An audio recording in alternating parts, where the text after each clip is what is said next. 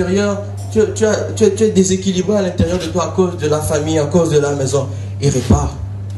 Comme il m'a réparé. Alléluia. Je suis l'homme le plus confiant que j'ai jamais vu. Ah. Non, ça c'est de l'orgueil. Alléluia. Mais quand je me vois avant que Rodio me rencontre, bien avant encore, je n'étais rien, je n'étais personne, j'étais sans forme, informe et vide. Le Saint-Esprit est venu. Et ce soir, je suis en train de devenir un homme. Alléluia. Ton passé, laisse-le passer. Deviens une femme. Deviens une femme. Alléluia. Deviens une femme. Deviens un homme. Ne ressasse pas le passé. Comme je dis, si tu veux retourner dans le passé, retourne avec le Seigneur Jésus dans ton passé. Règle ce qui a réglé. Reviens ici parce que nous on vit le présent. Alléluia. Et si tu as peur de ton futur, va dans le futur avec le Seigneur Jésus. Règle ce qui a réglé et reviens ici pour vivre cette gloire. Alléluia. Donc je vous ai raconté cette histoire juste pour vous dire que vous pouvez le faire. Et vous allez le faire. Amen. Et c'est que je vais courir quoi. Vous avez votre Bible. J'ai juste 2 mots pour toi ce soir. 2 mots. Alléluia. L'apôtre Paul dit dans le livre de Philippiens, vous pouvez noter le passage. Philippiens 3 au verset 10.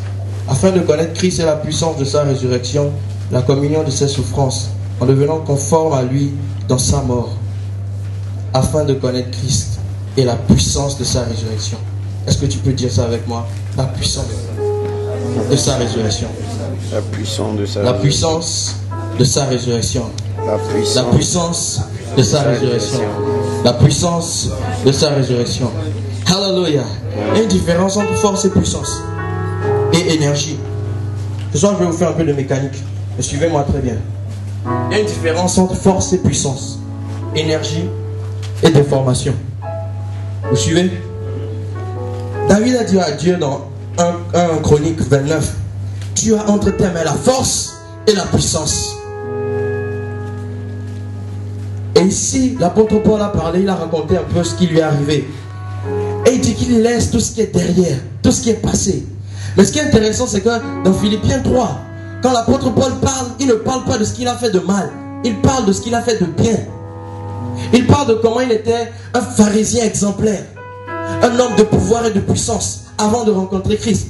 Il étale ses qualités, il étale ses connaissances, il étale la grandeur qu'il avait. Et il dit tout ça, je le considère comme une perte afin de gagner Christ. Tout ce qui est avant Jésus dans ta vie, que ça soit bien ou mal, considère-le comme une perte afin de gagner Christ. Et il dit afin de le connaître. Afin de le connaître. De connaître la puissance de sa résurrection. Le Seigneur Jésus est ressuscité, ce n'est pas pour rien. Il a rendu quelque chose disponible. De la puissance. Alléluia. La puissance est une capacité. De la puissance. Un potentiel. Quelque chose qui est au-dedans de toi et que tu dois activer. De la puissance. Quelque chose qui est au-dedans de toi et que si tu n'utilises pas ça, va rester là-bas. De la puissance. Jésus a dit, et vous recevrez quoi? De la puissance. Le Saint-Esprit survenant sur vous. Et Paul dit, si l'Esprit qui a ressuscité Christ d'entre les morts habite en vous, il va revitaliser votre corps mortel. Il va redonner de la vie. Pourquoi est-ce qu'il a dit l'Esprit qui a ressuscité Christ? Parce que dans la résurrection de Christ, il y a quoi? De la puissance. Le sacrifice est puissant, mais la résurrection est encore plus puissante.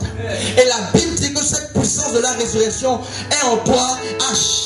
Elle va revitaliser ton corps. Cette puissance de la résurrection, c'est elle qui a changé Saul en Paul. Alléluia. Jacob en Israël, Abraham en Abraham, Sarai en Sarah. Et elle peut transformer ton nom. Alléluia. Et apporter de la gloire dans ton nom. Et de la gloire dans ta vie. Et de la stabilité dans ta vie. En toutes choses, que ce soit du business, que ce soit les études, quel que soit Alpha, la puissance de la résurrection travaille en tout. Au-dedans de nous. La puissance de sa résurrection.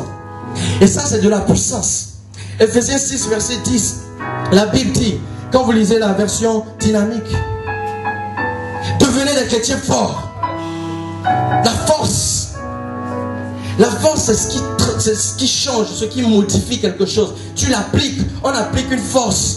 Et quand tu appliques une force, il doit y avoir une déformation. Alléluia. Alléluia. Une force s'applique. Devenez des chrétiens forts. Assez forts pour appliquer un changement dans cette vie. Assez forts pour... Hey.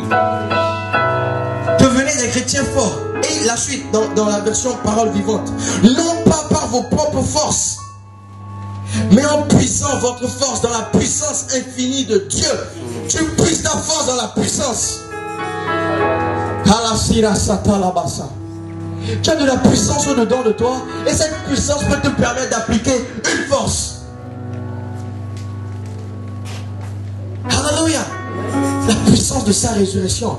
La suite du verset dit: car dans la communion avec lui, vous trouverez votre énergie. Il faut qu'il y ait de l'énergie avant qu'il y ait de la puissance. Il faut qu'il y ait de la puissance avant que tu ne puisses appliquer une force. Et la Bible dit que cette énergie, tu la trouves dans la communion avec lui. Et la Bible dit: n'éteignez pas l'esprit. N'éteignez pas l'esprit. Ça veut dire quoi? Que l'esprit au-dedans de moi est une flamme. Et le feu, qu'est-ce que ça te dit? De l'énergie à l'état pur. La flamme, c'est de l'énergie à l'état pur. Tu touches, tu es brûlé. Tu ne peux pas toucher un feu qui est glacé. Alléluia. Tu touches ou tu es brûlé. Ou alors tu touches et tu ne sens rien. Parce que la Bible dit que toi aussi tu es une flamme de feu. Hey. Et quand la flamme touche la flamme ne peut pas brûler.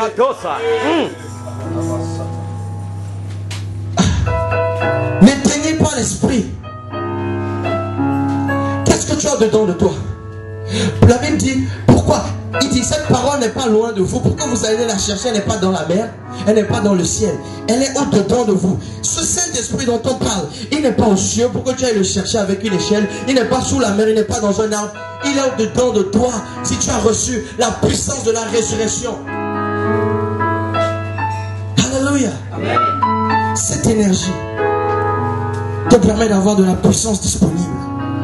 Et dans cette puissance, tu puisses de la force pour appliquer, pour produire un changement, une transformation, une libération, une délivrance, une percée. Et quand tu appliques une force, il y a forcément une déformation. Suivez-moi bien, tout ça c'est un cours de mécanique que je vous fais. Suivez, mécanique spirituelle. Jesus. Et donc quand tu dois appliquer la force, il doit y avoir forcément une déformation. Il y a 3 types de déformation. Ça peut être élastique. C'est-à-dire que tu donnes, je vais vous donner un bon exemple. Tu donnes un coup de poing à Antonio, son nez va à gauche, et après, son nez revient. Alléluia. Déformation élastique. Ça change, après ça revient. Pourquoi? Ça n'a pas été assez fort.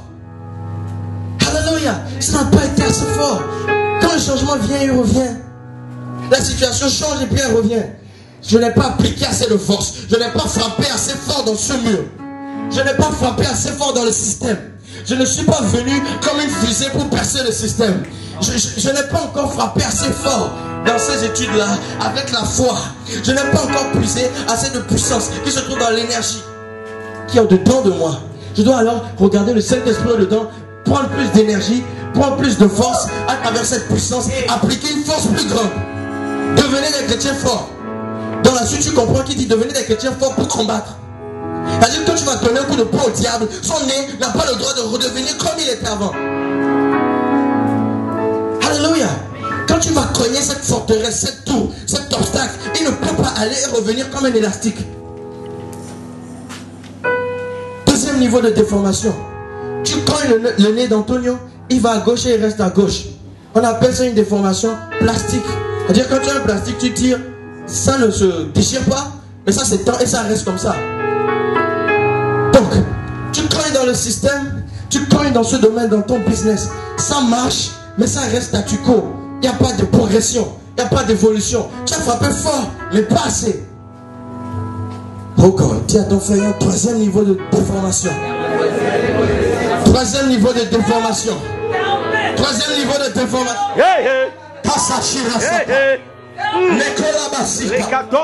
Si tu es un être humain normal et tu vis dans un corps mort, mortel, tu ne pourras appliquer que le premier niveau. Tu tapes et il n'y a rien, ça redevient comme avant. Parce que tu n'as pas de l'énergie pour avoir de la puissance, pour appliquer une force. Deuxième niveau de déformation, tu es chrétien, mais tu ne médites pas assez ce verset, tu ne médites pas assez cette promesse, tu ne restes pas assez dans la promesse et dans la foi, tu n'appliques pas et réappliques encore. Alors tu restes dans le deuxième niveau, tu as frappé, ça a changé, mais ça reste statique. Tu voudrais plus, mais tu es resté bloqué à un niveau, parce que tu es au deuxième niveau, oubliant qu'il y a un troisième niveau. Tiens ton frère, le troisième niveau de déformation. On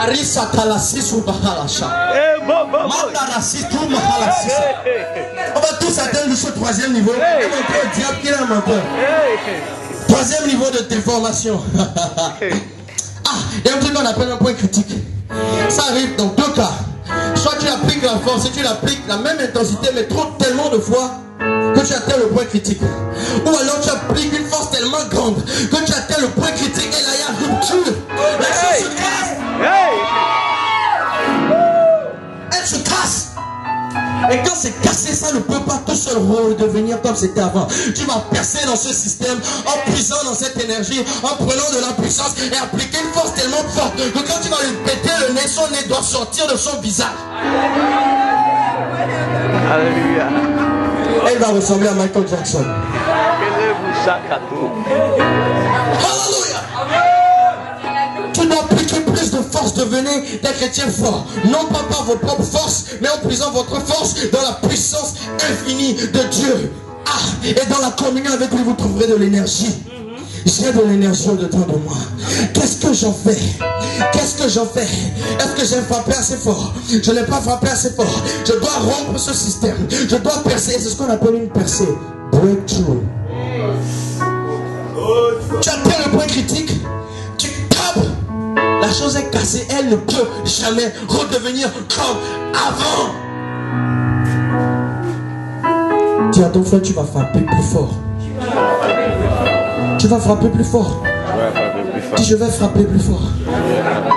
Je vais causer une déformation telle qu'on ne va même plus reconnaître ce système. Je vais écraser cette chose que tu vas penser que c'est devenu de la bouillie. Je vais démolir ce système où on pense que les Togolais ne peuvent pas y arriver. Tu vas nous frapper, tu dois frapper pour nous. Tu dois frapper cette barrière. Tu dois frapper ce mur pour nous. Est-ce que je peux avoir quelqu'un ici qui va frapper ce mur? D'accord. Ce mur où les gens se sont cognés contre ça, c'est eux qui ont été blessés, c'est eux qui ont été déformés, alors que la barrière devait être déformée. Ce qui fait que quand les jeunes voient les années passées, ils voient que leur âge grandit et avance, ils voient la barrière, se disent, si personne ne l'a cassé, ce n'est pas moi qui vais casser. La Bible dit, dans le livre d'Ézéchiel, Ézéchiel, je t'envoie vers un peuple qui a le front dur. Ézéchiel, ils ont le front dur. Ézéchiel, ils ont le front dur. Mais je vais rendre ton front comme le diamant. On va voir qui va casser quoi. On va voir qui va casser quoi. On t'a trop brisé, tu as été déformé au lieu de déformer. Le système applique sa force sur toi. C'est toi qui dois appliquer ta force sur lui. Ne t'inquiète pas. Recommence. Recommence. Au-dedans de toi, il y a un feu, une flamme. La Bible dit fait de 16 anges des vents, mais de 16 serviteurs de flammes de feu. Cette prophétie a été donnée dans l'Ancien Testament. Ça veut dire qu'il parlait des êtres humains. Il parlait des hommes qui servaient Dieu. Nous sommes des fils, des flammes de feu, des flammes de feu. Je suis une bombe. Hey. Des flammes de feu, des flammes de feu. Je suis une bombe atomique. Hey. Je vais exploser ce système. Je vais appliquer une force tellement puissante. J'ai appliqué, ça n'a pas marché, je reviens. Alléluia. Je reviens. Je suis un film, pourquoi? Le film, le héros l'a frappé. Qu'est-ce qu'il fait? Il va s'entraîner. Et quand il revient à la fin du film, oh, Rekatosa.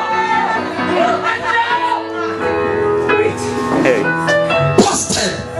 Les Anglais disent busted. Le truc a explosé. Ça a éclaté. Busted. Busted. I'll blow you. Tu regardes le diable, tu dis, c'est que je vais t'écraser. Il est sur tes pieds, applique une force verticale. Et tu l'écrases, et tu l'enfonces, et tu l'enfonces. Comme un clou. Qui va déformer le système? C'est toi. Qui va déformer le système? Qui va déformer le système? Qui va rompre le système? Qui va percer le système? Qui va faire un trou pour qu'on puisse tous passer? Qui?